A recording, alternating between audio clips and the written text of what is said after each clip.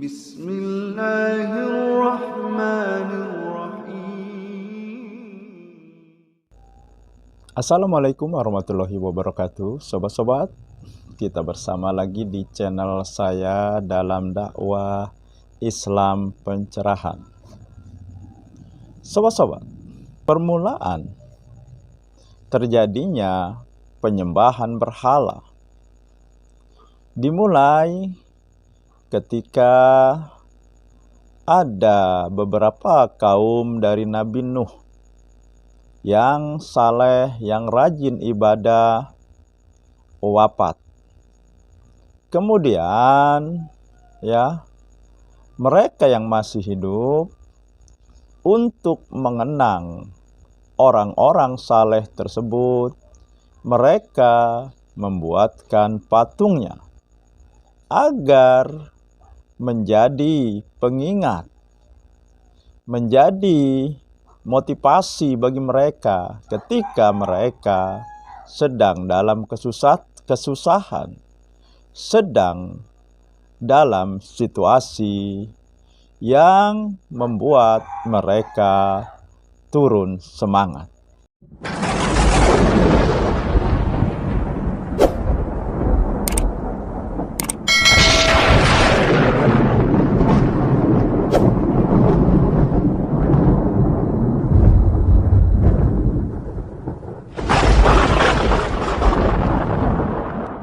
Karena bisikan setan, dari sekedar mengingat, mereka mulai menghormati patung tersebut. Mereka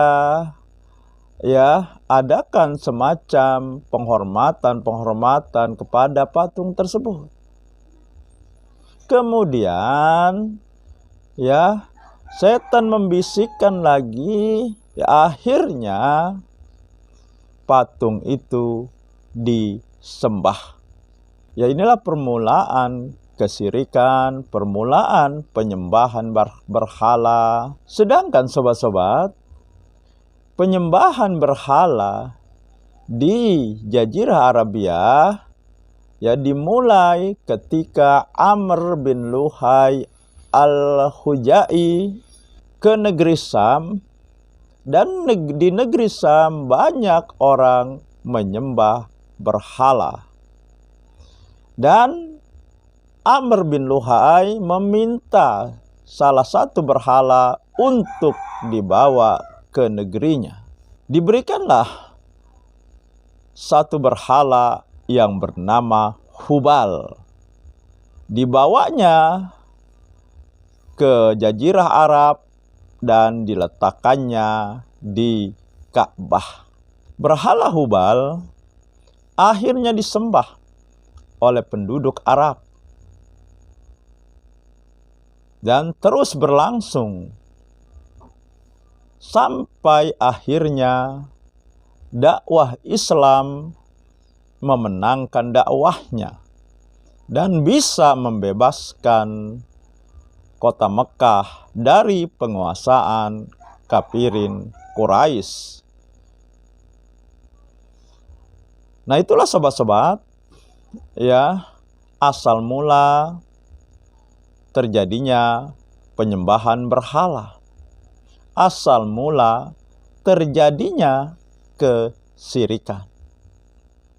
Di zaman modern ini yang disembah bukan lagi berupa berhala, bukan lagi berupa patung-patung orang-orang yang saleh, tetapi sarana kesyirikan sekarang adalah kuburan orang-orang saleh, kuburan para wali.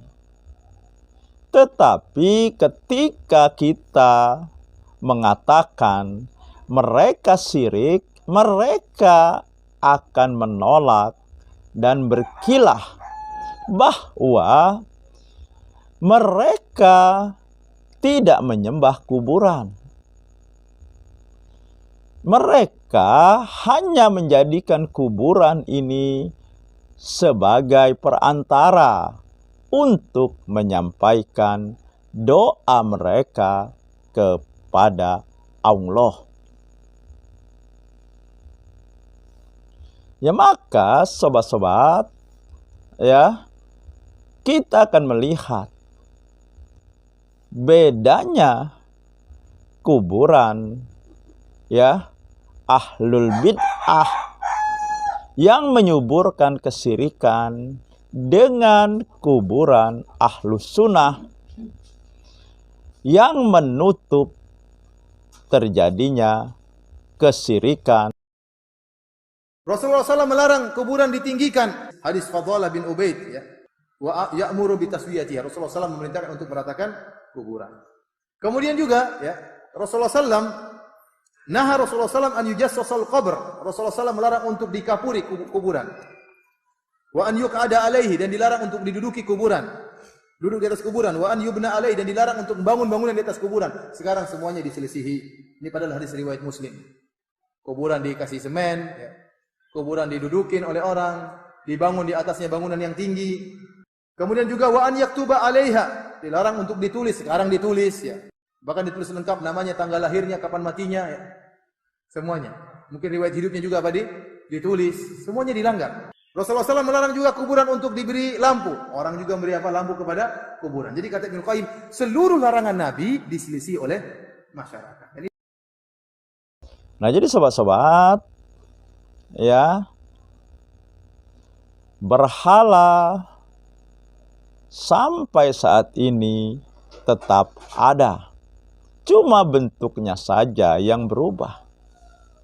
Kalau dulu berhala berupa patung, maka sekarang di zaman modern ini berhala berubah menjadi kuburan-kuburan orang-orang saleh, kuburan para wali. Dan inilah sekarang yang menjadi sumber kesyirikan, yang menyuburkan kesyirikan. Demikian sobat-sobat, semoga ini menginspirasi dan mencerahkan. Nasrum minallahi wa batun qarib. Wassalamualaikum warahmatullahi wabarakatuh.